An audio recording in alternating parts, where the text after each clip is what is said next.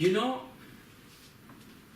a child stops looking at, let's say, a dog, but really perceiving it and seeing it for what it is. The moment that we step in and we tell them, of course it's out of love, but we tell them that's a dog.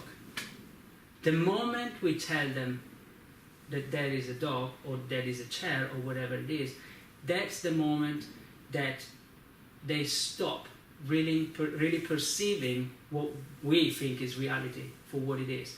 Because between what is outside of them and themselves, their, let's call it their presence, there is a thought in between.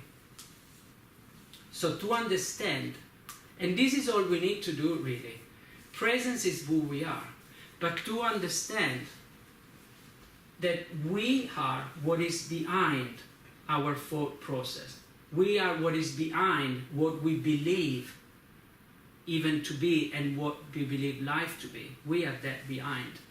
That's when we can, yes, we still have thoughts, we still have our beliefs, although we are not identifying with them. We don't think we are our thoughts or our beliefs. We are that which is, we cannot really identify. And that's really all it takes for us to be able to be really present. Well, it's normal to fluctuate anyway. It is normal to have moments of days when we have low energy or when we feel more of a victim or whatever else. Although to consciously remind ourselves, I truly believe there isn't a way, it doesn't matter, there isn't just one way. I'm a great believer. Truth and everything is everywhere.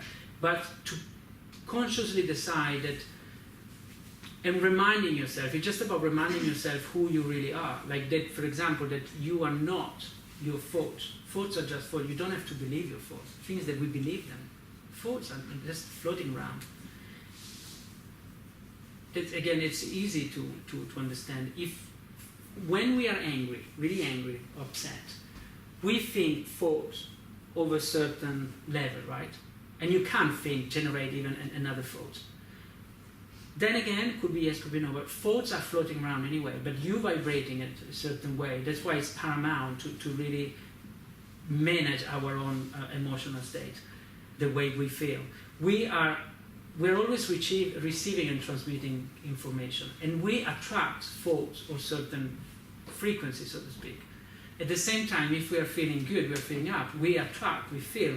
It's also almost as if we were a radio tuned to certain frequencies, and certain thoughts, certain images comes to us. Fine.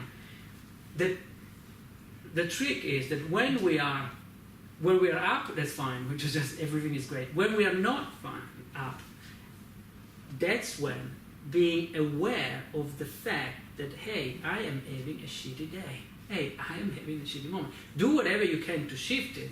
I don't know, whatever you like doing. Read a book you like, take time off, meditate. Meditate is a great way, for example, to be more present. But if you cannot, it doesn't matter. Be present in your angriness. Be present in your sadness. It's fine. It's part of life. Do not identify to that too much. You see, everybody has their own ways. Personally, if I am confronted with a challenge, or if I'm not feeling well, like emotionally or whatever, there's one thing that helps me out a lot. For example, the moment I say that, it's just using the mind, playing with it. The moment I say to myself, I cannot wait to see what's good is coming out of this, it's when everything starts shifting. Because I am opening myself to the possibility, which is always there, of perceiving the situation from a different angle, right?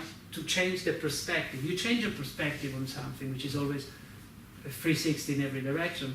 You change your perspective, you change your perception. Once you change your perception, you change your beliefs about that situation. When you change your belief about the situation, you change the way you act. When you change about the way you act, you change your experience, and the circle is closed. And you've done it. That's when you master the situation. Then we learn how to master ourselves. I don't think there is one way